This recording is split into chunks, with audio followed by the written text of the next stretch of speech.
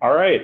Well, welcome and thank you once again so much for attending. My name is Brian Pollock. I'm Marketing Manager here at League, and I will be moderating our webinar for today. Today we're going to be talking about nutrition at work. Fuel your team, fuel your business. What your team puts into their bodies can affect what you get out of them. Being mindful of this can impact their productivity, workday, and your business. So without further ado, I do want to introduce our host, Mandy King. Mandy is a certified holistic nutritionist and founder of Healthy Eating and Living, or HEAL. HEAL is a health and wellness company that works with businesses who understand the importance of the well-being of their teams. She provides turnkey engaging programs that help minimize attrition, increase overall engagement, and make your office a healthier and happier place. At League here, we can really speak to how great these programs are. Right now, we're doing one of her wellness challenges, and the team is really enjoying it, really engaged, and hopefully everyone's getting a little bit healthier as we move along. So before we dive in, before I do pass it over to Mandy, I'm just going to tell you really quickly a few things about League. We drive engagement by empowering employees with healthier, happier lives, and we do that through personalized care. In the end, though, what we really want to do is help you and your team be better. And that's whatever that means to you. For you, it could mean finishing a half marathon without stopping. I know for me right now with Mandy's Health and Wellness Challenge, it's really about just getting in my 2 liters of water a day. We know the benefits, here at League, we know the benefits are only valuable when your employees feel empowered to use them. And we also know that this is a huge gap in the industry. So what we've done, we've tried to reimagine health benefits as we see them. League is consumer-centric, it's preventative, it's personalized, and it's always on. In the end, we just want to make life easier for employers. We want to make life easier for you as employers. We do this because there's a few ways that we can do this. We want to provide flexibility and choice. Your teams choose what to spend their benefit dollars on based on what's important for them. And as employers, you get unprecedented control over your plans by offering a combination of insurance, health spending accounts, lifestyle spending accounts, workplace health services, and all of these are built to match your needs and your budget. You also get a bit of financial control. With our benefits, you only pay for what gets used, and you have some cost certainty as well. That allows you to plan effectively and eliminate year-end expenses and surprises. For your employees, they get a health marketplace where they can choose from thousands and thousands of health providers and services that they can book, browse, and pay for all through the League app. And last but not least, everything is wrapped in a digital experience. Employees use the League app for everything to do with their benefits, including paying for and submitting claims. They do that through our digital wallet. And as employers, you get to say goodbye to forms. Everything that we do from an administration perspective with League is all done through our employer portal. So once again, thank you so much for attending our webinar today. And without further ado, I'm going to pass it along to Mandy. Thanks, Brian. I am thrilled to be talking about this topic, nutrition at work, fuel your team, and fuel your business. I myself have seen firsthand, not only with the companies I've worked with, but also through myself, how impactful nutrition can be on your team's productivity, their energy, and their overall health. So what we're going to cover today, we will be talking about how to fuel your employees with the right food so that they have maximum productivity, focus, and energy. We will talk about what commonly catered breakfast and lunch foods might actually be leaving your team feeling sluggish, tired, and unable to concentrate. We will talk about how to choose healthy office snacks on a budget, so ones that don't cost a ton to have around in the office, and what key ingredients to stock your office kitchen with. We'll also talk about how to easily shift your workplace to a healthier culture, because at the end of the day, you've got to have this healthy culture for everything else to fall into place. And then lastly, we'll quickly touch on some of the best healthy catering companies that you can use. And as Brian mentioned, we've got some time for Q&A at the end.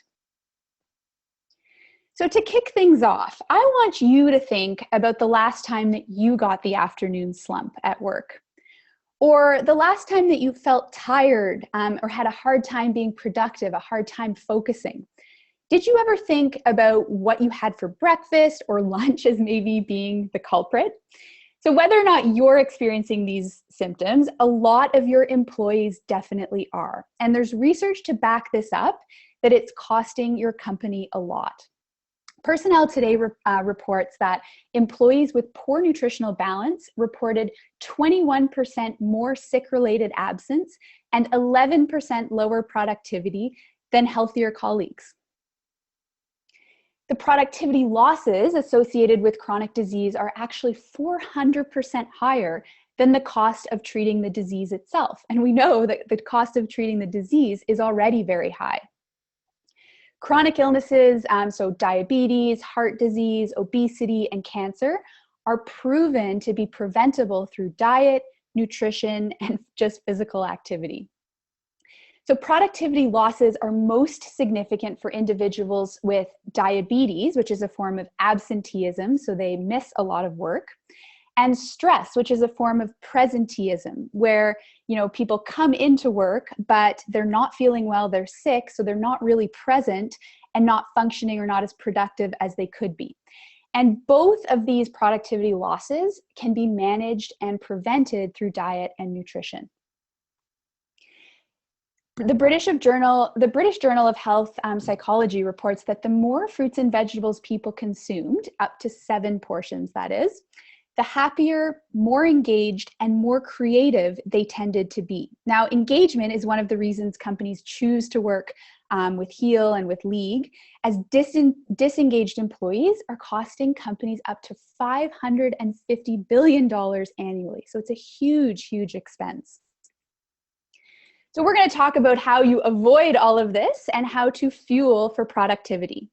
There's kind of 4 main areas that you can impact when it comes to the food that you're providing. So there's the beverages, there's breakfast, there's lunch, and then there's snacks.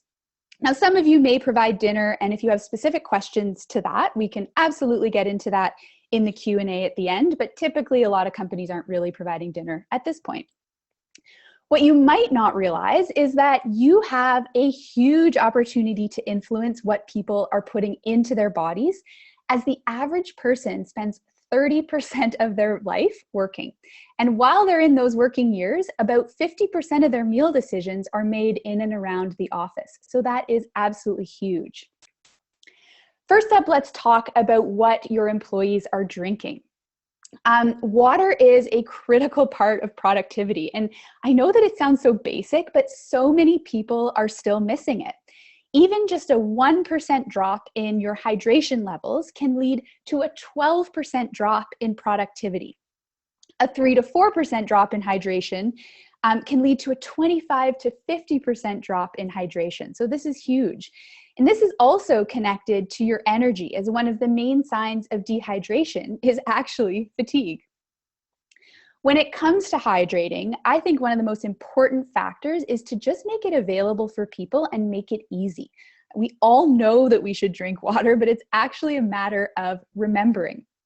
Absolutely most important is to have cold filtered water available. I don't know about you guys, but no, I don't really like lukewarm water. I'm less likely to drink a lot of water if it doesn't really taste as good, if it's not filtered, or if it's kind of, not a nice temperature. Another thing you can do is you can make sure that people have a large water bottle, so at least 500 ml or larger, or that your office has large water glasses available. I think there's nothing worse than having a really tiny little water glass that you have to get up every 2 seconds to fill up your water. It just makes it easier if you're drinking from a large glass or a large bottle. Something that League has in their office that I really liked is they've got a tap, and we've got it in the photo here, with the option for soda water on one side or just regular still water on the other side. So it's just another kind of option and another way to get people hydrated. Another thing that you could encourage from a hydration standpoint is the Waterlogged app. So this just sends you reminders on your phone. Again, a lot of it comes back to actually just remembering that you've got to drink that water.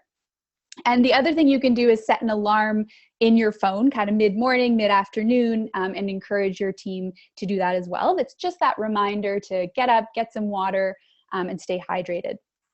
A non-tech version to also stay hydrated is you get your 500 milliliter bottle of water, and you put 4 elastic bands on it.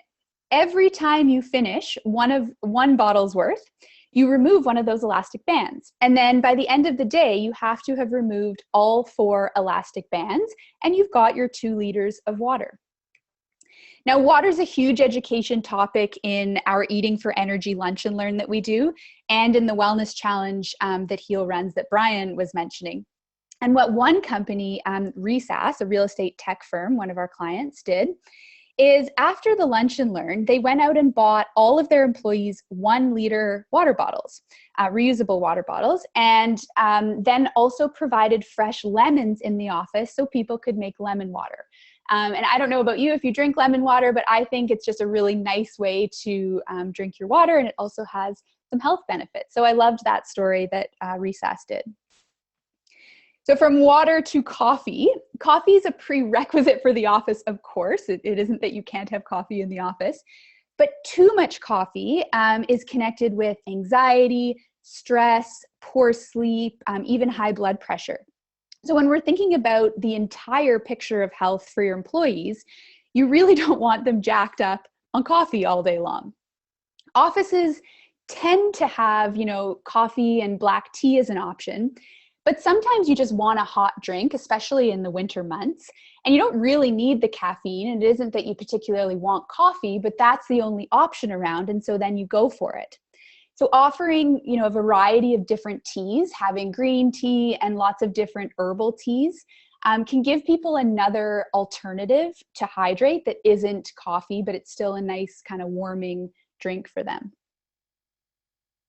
Now, once you've provided all of these options to your employees and you've educated them on the why of drinking water, you can challenge them to actually take action. So this is a quick screenshot of the wellness challenge that Heal runs, and League is in the middle of doing it. Well, actually, they're just heading into their 4th week of doing it. Every time that someone drinks 2 liters of water in a day, they take a point. Now, of course, there's other challenges involved in this. It isn't just the drinking water. But then the team and the individual that has the most points at the end of that week or the end of the month gets a prize. So you're essentially just incentivizing people to make that positive change. You're reminding them to drink more water by offering prizes at the end of it and keeping track of people's points and kind of just making it a friendly competition. So to recap on hydration, it's really about making it easier for your employees. You want to offer some filtered water. Ideally, it's cool or it's cold. You have the option to provide company branded water bottles, but just even any sort of reusable water bottle, the bigger the better. I love the idea that League has of having a soda stream in the office for soda water. And then making sure that once you've got those options available, you're also educating your teams on the importance of the water and maybe even suggesting some apps like the waterlogged or doing the elastic band trick. You want to make sure that you're offering alternatives to coffee. So if people do want warm drinks, it isn't that they're just going to go for another cup of coffee. And then incentivizing with a challenge. So making it fun to drink those 2 liters of water and making the friendly competition an aspect of it. Next up is breakfast. So once you've hydrated, breakfast is a huge opportunity to influence how your employees will feel kind of for the whole rest of the day. And it's, they do say that breakfast is the most important meal of the day for a reason. Now, North American breakfast foods tend to be super high in sugar. Not only does that cause, brain fog, future cravings, low energy, lethargy, but it's also a huge contributing factor to those chronic preventable diseases like diabetes, cardiovascular disease, and obesity. So you're setting up your employees to fail if you're feeding them some of these foods, particularly the ones near the top, the muffins, the croissants, the scones, the cinnamon buns, the ones that are really quite high in sugar or starch and don't have that protein in there. To prove my point, I wanted to show you the sugar and carbohydrate content of some really super common breakfast foods. So on the left here, we've got a blueberry muffin. The sugar content, this is just your standard blueberry muffin. comes in at 29 grams of sugar, and there's 6 grams of protein. So for reference on the recommended daily sugar intake, the World Health Organization recommends 6 teaspoons, which is 24 grams total for the whole day. So if you have that muffin, you're already over your daily recommended sugar intake for the day. Next up in the center, we've got a yogurt parfait. So it's got some vanilla yogurt, berries, and some granola. It comes in at 36 grams of sugar. And the culprits here are 2 things. It isn't actually the berries. The berries have a little bit of natural sugar in there. But anytime there's a flavored yogurt and store-bought granola, chances are you're getting a ton of sugar in there. And then on the right here, we've got a bagel that has 2 tablespoons of jam on it. Most people aren't having their bagel totally plain. It might not be jam, but it might be something else. Huge culprit of sugar. But the other thing with all 3 of these is if you look at their total carbohydrate content, it's quite high. Now, it isn't that we're completely, carb phobic or not to eat any carbs, but with such low protein, you're not setting yourself up for an energetic morning. And I'll explain why, because these starchy foods and the high carbohydrate foods without the protein are really quickly digested into sugar in your body. So why does this matter from an energy standpoint? Well, every single person has blood sugar levels that you have to keep within this normal range. Now, in a perfect world, you have your high protein breakfast and your blood sugar rises a bit. Your body releases insulin, takes that sugar into your cells for energy. But if you have a high sugar, high starch breakfast without the protein, your blood sugar spikes way above the normal range, releases way more insulin than it typically would, which results in an energy crash. Then either you're going to crave something sweet to bring that blood sugar back up, or your body will release a stress hormone called cortisol.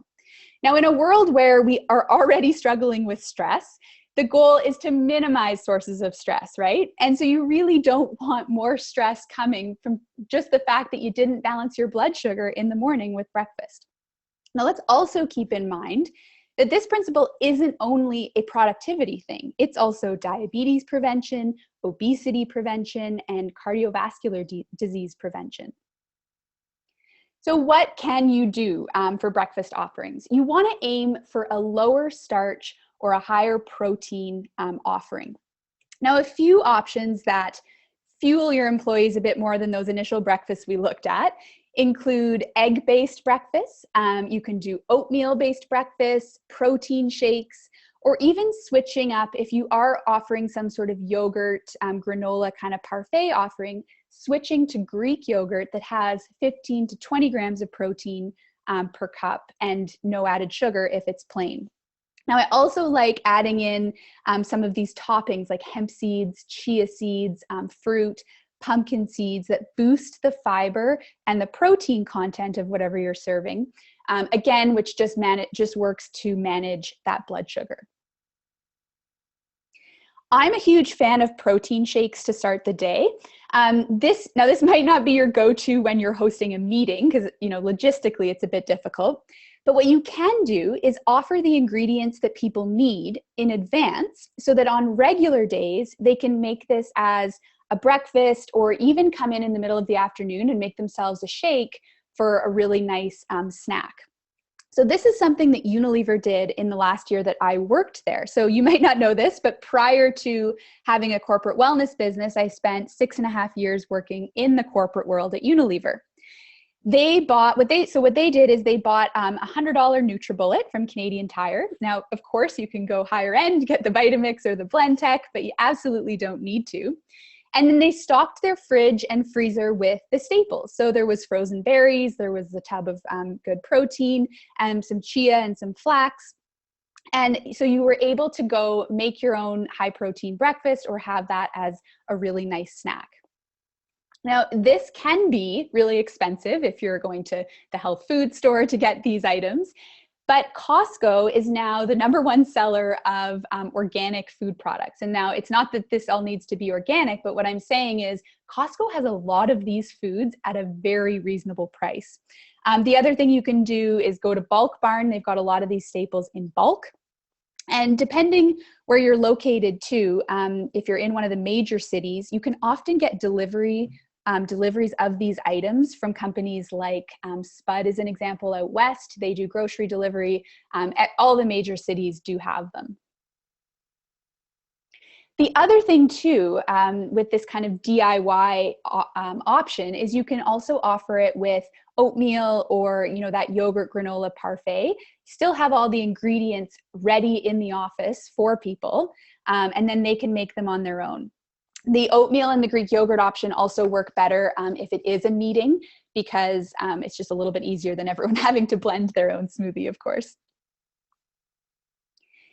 Now, it's one thing to offer these healthier, breakfast options, but people really have to want to eat them and understand the benefits and the why.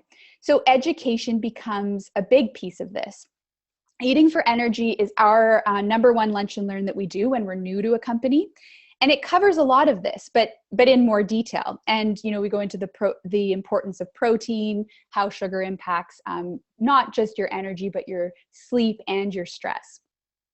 One thing I did with a corporate client, TIFF, the Toronto International Film Festival, is I went in and actually did a breakfast demo and a smoothie demo for them. So showed them exactly what was in that smoothie, showed them how to make it, talked about the benefits of each ingredient that we were adding, and then also provided samples for people so that they could go home. The next morning, they could actually try it themselves at home. And then, for companies that are running the wellness challenge, we give out recipes for overnight oats, for high protein breakfasts. And then similar to what Brian was mentioning at League with, drinking your 2 liters of water and getting a point for it, we do the same with giving points for if people have had a high protein breakfast. So again, just really making it fun and educating them, enabling them, and then making sure you incentivize them with prizes, points, and some friendly competition. So to recap on breakfast, if you take nothing else from this presentation, I think it's that those pastries or the sweet breakfast that you're ordering, if that's something you do, are a real productivity drain on the office. So you want to focus on foods that are high protein, minimize those added sugars, minimize the refined starches, and have healthy fats and fiber in there. Okay, on to snacking. I always say most people don't wake up and say to themselves, I think I'm going to eat 3 cookies this afternoon. No, of course not.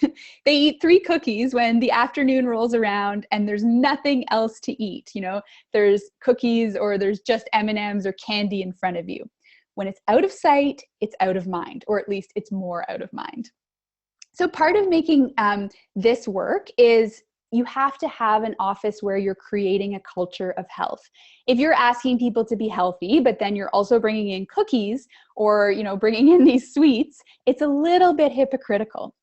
One thing that Google does, they're one of my Toronto clients, is they put the healthier snacks at eye level in the fridge, and then they put the junk food at the very bottom of the fridge, and the outside of the bottom is actually frosted over, so you really can't see those things that are in the bottom. Now, of course, they're still offering those sweet treats, right? So it's not 100% of the way there, but that's an improvement because when you go to the snack area, the M&Ms or the cookies aren't literally the first thing that you see. When it comes to snacking, I would say the same principles really apply as what we talked about for breakfast. You want to stock your office with foods that balance your employees' blood sugar and don't send it on a roller coaster. So some really good ideas. Fruit, fresh fruit is great. And I really like having nuts and seeds available too. So you can have, the apple with some almonds, protein bars, fresh veggies, hummus. I often have people say, oh, well, won't the hummus go bad? You'd be surprised how fast it gets eaten, those fresh vegetables and hummus. They don't have a chance to go bad because people actually do want to eat them. Plain Greek yogurt, those herbal teas. And if you want to kind of get a little fancier, you could do kombucha or small amounts of the, 70% or higher dark chocolate, because that does have a lower sugar quantity in there. Another thing, another idea that's kind of a little bit of a team building thing as well as an office snacking idea is you can do team snack potlucks once a week. So let's say every Tuesday, You have people sign up and each person owns a week. And on that, whatever week is theirs, they bring in a snack on the Tuesday. And the team gets together, and it's best to do this in smaller groups, gets together maybe at 3 o'clock in the afternoon for 10 or 15 minutes and has a group snack together. It's a really nice way of team building, but then also, making sure people are getting a healthier snack. Office birthdays can be another kind of area to work on. So people do enjoy a treat, and it is a nice way of getting teams together to celebrate. But instead of doing the birthday cake, you could offer more kind of finger foods or savory foods. One company does a Mexican theme, for example. They just do it once a month. So they have guacamole, salsa, black bean dip, and they have some corn chips. Now, is it the most perfect, ideally healthy food? Not totally, but it's a lot better than having, a huge piece of cake in the afternoon. And people leave feeling a lot better than having that piece of cake. For those of you that are dialing in from the major cities, these are a few companies that can help with either your healthy snack delivery or ordering just the ingredients that you want to have available. So Mindful Snacks is Toronto-based. Spud.ca is on the West Coast. They're Vancouver, Victoria, Calgary. And then Fruitful Offices and Nature Box are Canada-wide. What I will say about some of these, so I know Mindful Snacks in particular, it isn't that everything they offer is super healthy. So you still have to curate a little bit of what you want to order. And if that's something you want help with, you can always reach out to me after this and I can help you individually. Or if you're kind of in an area that doesn't offer these, we can talk about other alternatives. Costco, I should mention too, is great. A company that I work with, Grieg Seafood, who's on Vancouver Island, they just entirely one day stopped buying the junk food. Well, it was actually kind of the second month that they'd initiated their wellness program. They just stopped buying the junk food and started going to Costco once a month. They pick up the Simply protein bars, large bags of the almonds and the walnuts, fresh fruit, veggies, and hummus. So it's nothing fancy, but then there are healthy snacks available, and the employees really appreciate that. Okay, so the final meal area that we're going to cover is catered lunches. And this is the time of day that's going to make or break your afternoon energy and that 3 p.m. slump. So now that you understand blood sugar, you can understand why the afternoon slump happens. Those common lunch foods, pizza, pasta, sandwiches, meals that are primarily rice-based are very quickly converted into sugar in your body. So you get that same spike and crash afterwards, which results in you kind of perusing Facebook all afternoon because you just can't focus on whatever you wanted to get done. To avoid the afternoon slump, I think you really just want to focus on colorful options. So I want you to think about your employee's plate and actually work backwards. So could their plate be filled with half colorful veggies, a quarter of the plate is protein, and maybe another quarter is your complex carbohydrate like brown rice or quinoa. Now, if you are still, really into providing sandwiches, a nice switch you could make is just going to wraps. But how do you order this? So if you're thinking about your employee's plate and how you kind of want to get there, what I recommend you do is you order a variety of salads and a protein. Ideally, with the salads, you have one that's a grain salad and 2 to 3 that are really more of the vegetable-based ones. And then your protein is like chicken breasts or a piece of fish, whatever it might be. And so you're really moving away from the sandwiches or anything that's pasta-based and really, heavy on the starches. One of my Vancouver clients, Odlum Brown, made 2 changes with their lunches after we'd done their lunch and learns. So first of all, they just stopped bringing in juice and pop with the order and just brought in water. So very simple change, but has a big impact. And then secondly, Louisa, their HR manager, so she called me in a panic right before the second lunch and learn and said, our usual caterer, they don't have these options of what you want me to order on their menu. And what I had to say to her is, this is often a custom order. So depending if you're using more of a traditional caterer, they may not have all these salads on the menu. However, they often have a lot of the ingredients. So if you just get on the phone with your caterer and ask them for what you want, they more often than not can put this order together. Another company, First Advantage, that we do work with in Toronto, they simply asked me for guidance where to get a good boxed lunch. And the advantage of being in a big city like Toronto is that I just gave them the recommendation of Cupford and Kim, which is a really healthy takeout option. And there's, the larger the city you're in, the better the options are. But I find if you do the research, even if you're in a smaller place, there is something that you can find.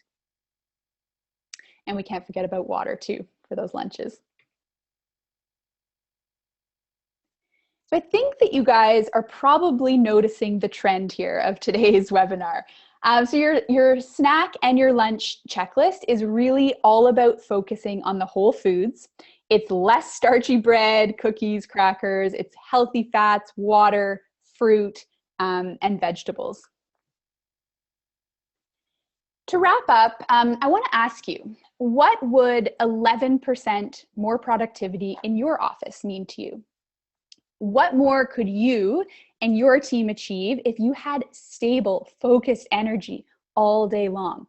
Or maybe how awesome would it feel to have more energy for after work to spend with your family, where you weren't exhausted by 5 o'clock? Given that you're on this webinar, I assume you're pretty serious about the health and wellness in your office and of your teams. So there's 3 steps to really get going. And we've kind of talked about this. The first is to educate. And a great way to do this is through lunch and learns or seminars. The second is to enable and empower. So once everybody knows what these changes are that they should make, you've got to help provide those options in the office. And then lastly, incentivize and have some fun with it. Make a little bit of a friendly competition to get people to actually start making that change. What I'll leave you with is that one of the best ways to create this culture of health is to actually promote it from all levels of the organization. So there's research that shows the most effective wellness programs have buy-in from senior leadership. And by the way, they'll buy in if they understand the business ROI and the benefits to them for promoting this. And then just making sure that you're continuing to walk the walk. So make sure that if one team is, one team's ordering salad and one team's ordering pizza, that's maybe not the best way to be walking the walk. Or if there's still, donuts coming in a couple times a week, maybe making sure that you really, truly get rid of that and really walk the walk. So thanks so much for joining us today. We're going to open it up for questions. And if you do want to get in touch with League or Brian or myself at Heal, we're going to put up our contact info on the next slide here. Thanks so much, Mandy. That was really, really great. So as Mandy said, yeah, we're going to open up the floor to any questions. If you do have any, please type them into the Q&A box, or if you're not able to find that, you should be able to. It's in your dashboard, but if not, type them into the chat. But I'll kick it off, Mandy, with a couple questions for you, and we can go from there. One of the things that you mentioned was about boxed lunches, and how if you're in a big city, those are really easy to find, like a Cupford and Kim or something like that. What do you recommend employers look for if they're not in a big city to find like a really good boxed lunch that is going to check all those boxes? Yeah, good question. So some of the clients that I have are in more remote areas, and where we've found luck is actually working with the health food store to create a boxed lunch. So a lot of the time in the smaller cities or towns, you'll have a health food store that also has a cafe there. And they're really good at putting together, salads or soups or wraps, something like that. And they're pretty reasonably priced as well. Okay, great. Okay, cool. Next question. What would you say is the easiest driver to include nutrition at work? The easiest that you see as far as what you covered? I would say the water is a huge one. And it's interesting because whenever I get feedback on companies that have run the wellness challenge, the most impactful part of it, they always say, is the water. And you think, oh, but that's so simple. But the fact of the matter is people aren't doing it. And so if you can really make that change, people notice their energy improves. They don't get that false sense of hunger. So one of the things that happens if you're dehydrated is you think you're hungry. So it's another reason you end up, walking over to the cookies or walking over to the M&Ms. But when you're fully hydrated, you tend to kind of only feel those hunger signs when you're actually hungry. So I would just bring it back to the simplest first step, which is the water. That's great. Along the same line of thinking, you've got a lot of really interesting and unique tips and tricks as far as like how to work this nutrition into the workplace. What's your favorite? Oh, my favorite. Well, one of the things that I do in my Eating for Energy Lunch and Learn is I give a smoothie formula to people. So they can actually mix and match not any ingredients, but most ingredients that go in a smoothie. And if they follow the guidelines in terms of quantities, every time it will turn out in this really good consistency, delicious tasting, high protein, high energy breakfast. So that's something that I share with companies whenever I do the Eating for Energy Lunch and Learn. And I always get a ton of feedback that people have printed it out, they've put it up on their fridge, and they're following it in the mornings, which is kind of cool. That is very cool. I can say from my perspective, the wellness challenge and the recipes that you have in the wellness challenge are great. So good. I can definitely align with that. We have a question from Lucy. How do you strike a balance between providing healthy options for employees while also being aware of the initial cost or price? Yeah, good question, Lucy. I'd say there's two parts to that. So the first is that if it's truly, the budget isn't going to change, you might want to look at how often you're providing lunch. And then is it that, okay, maybe you provide lunch a little bit less often, but when you do provide it, it's better quality. And then the other area is, and this presentation is a perfect example of that, is there are metrics that show there's ROI. So it's an initial investment, yes, but what is that 11% productivity? What does that mean to you? If people weren't getting an hour afternoon slump from 2 to 3 after the lunch that you ordered, like how much more work might get done in that hour, and what would that be worth from a budget standpoint? I don't know if that answers your question. Yeah, Lucy, let us know through the chat. It does. Wonderful. Awesome. A question from Doug. What about lunches brought in by employees that are high in sodium? I guess, what are your thoughts there? Or Doug, if there's a second part to that question, just let us know. We definitely want to watch out for added sodium in any meals. What I would say is the easiest way to avoid high sodium lunches is when you're cooking your own food. So anything that's packaged tends to, well, not anything, but I'm making a generalization here, but a lot of things that are packaged tend to be very high in sodium. So that comes back to educating your employees. They might not realize that the packaged marinade they're putting on their chicken is, super high in sodium, has 50% of their recommended daily intake.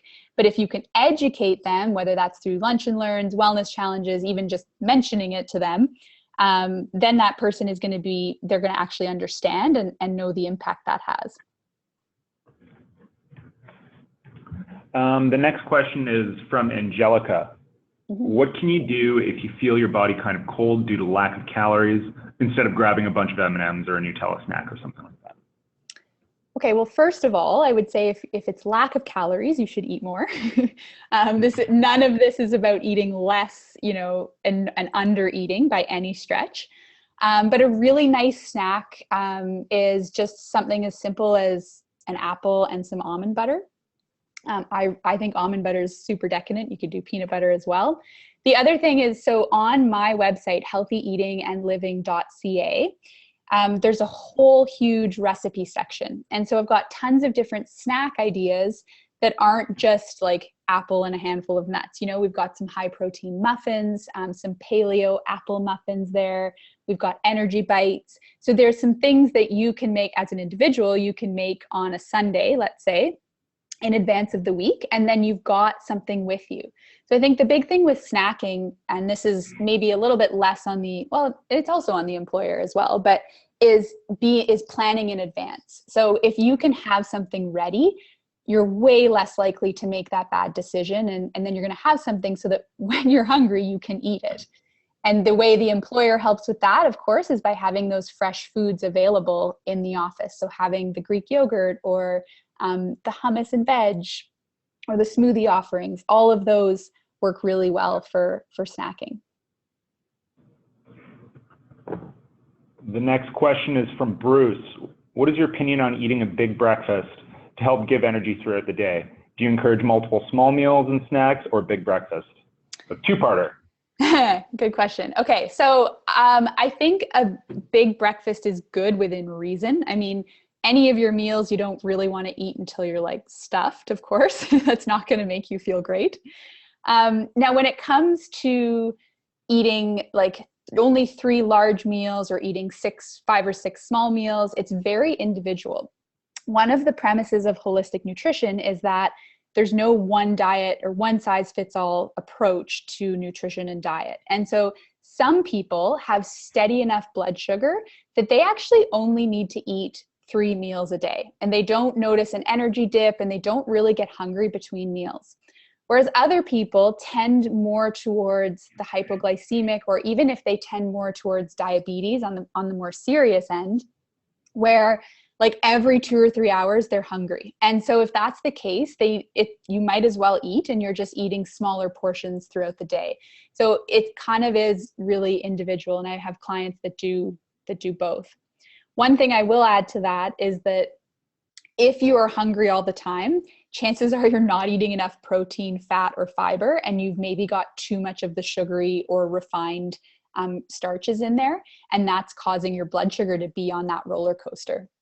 So a lot of the time when you make the switch over to a higher protein breakfast, you're not as hungry, or you can wait until lunch to have your next meal. Thanks for the question, Bruce. Next question from Xana. Great presentation. Thank you, Xana. Is it true that eating too much food, regardless of whether it's healthy or not, causes you to feel sluggish and have low energy? If so, why? Yeah, so absolutely, overeating can be a cause of feeling sluggish. Your body is put into overdrive to be digesting and metabolizing this food. So essentially, overeating is not the way to go from an energy standpoint.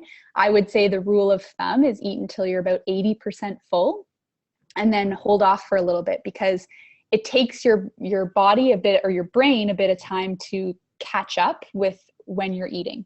So another thing too is to make sure you're not like scarfing down your meal, because you're not going to feel as satisfied or as full, and you tend to eat more when that's the case. So if you can eat slowly and mindfully, you'll find that you become more full on a smaller amount of food. All right, next question from Kelty. Can you recommend a good protein powder for smoothies? Yes, absolutely. So I have 3 brands that I like. They're all plant-based protein powders, because I find the whey-based protein powders to be quite inflammatory on people. So the 3 brands are Genuine Health. They're fermented vegan protein. So because it's fermented, it's really easy on digestion, and you can absorb the nutrients a bit better. The second one is Sun Warrior. They're just a really clean, good protein. They taste good too. And then the other one is Vega, and Vega is the most available one. Like, it's in a lot more grocery stores and such now. And they have, I really like the Vega Sport, but they have a lot of different options. Great. So one more question from Teresa, or I guess not one more question. If there are more questions, please continue putting them into Q&A. But question from Teresa. Yes, this presentation will be made available coming out of this. You'll be getting an email within the next day that will include a video of the presentation as well as the slides. All right. I have not seen any more questions come through. So I think, oh, there's one more. Oh, okay, yes. One more question from Gwenelle. I hope I said that right. I'm sorry if I didn't. Great presentation. Yes, exactly. Great presentation, Mandy. Nice work. Do you recommend to eat a breakfast before or after you do a sport? It depends. Okay, it kind of depends what you're doing and the duration and the intensity and what time you're doing it and when you wake up. Generally speaking, I think it's easier to have a really small bite to eat, like a half a banana or an apple or something before you exercise, and then have your meal afterwards, generally. Vega, the same brand that I mentioned, that one of the ones I liked about the protein, they've got a pre-workout energizer that is really awesome. So it's just a powder that you mix with water, and it can give you a little bit of extra energy so that if you don't like to eat before you exercise, you can do that. Gives you the energy to do your exercise. And then of course you have your breakfast afterwards. It's a little bit individual to the person and depends kind of the intensity. The more intense or long the exercise, you're going to need the calories ahead of time, but then you also need to wait to digest it. So it's a little bit of both. Okay. Great. I think we're gonna wrap it up now. We want to be respectful of everyone's time, but I have to say a huge thanks from the team here at League to you, Mandy. That was a phenomenal presentation. Thank you. Thanks for having me. Oh, okay. Maybe we'll answer one more question from Bruce, but then after that, we're going to cut it off. If you're going to the gym after work, but it's been 3 to 4 hours since last eating, which snacks do you recommend? Okay. So if you had access to a shake, I would definitely do that. Maybe not a full portion, just like a half portion. A banana with some almond butter would be great. You could do any sort of like an energy bite. So some dates with, any sort of nuts, or the energy bites that have a bunch of different nuts and seeds with dates in them are great. You could do a Lara bar. Like, you're kind of looking, depending again on the type of exercise you're doing, you're looking for some quick, this is like the one time in the day that you're looking for some simple sugars to fuel your exercise, assuming that it's relatively intense exercise. And so dates are a great example of that because they're a natural sugar, but they're high in fiber as well. One thing I will say about the eating and exercise thing is a lot of the time, like if you're not doing really intense exercise, you may not need to be adding a ton of food to your routine just because of the exercise. If in fact you're doing like high intensity or long duration, then sure. But just kind of listen to your body if you're actually hungry or not, and then adjust from there. And so final point on that, Bruce, is if you, again, I do have recipes on my website that would be awesome pre-workout snack ideas. All right, I think that's about it, Mandy. Once again, thank you so much. To everyone that attended, thank you very much for attending. If you do have any other questions, you can see Mandy's contact information on this page. She's got a ton of great information, and we've seen a lot of great benefit from working with her here at League. Any other questions for the League team? You can see our marketing email there. And I guess at that, we'd like to thank you very much for attending and have a wonderful day. Bye, everyone.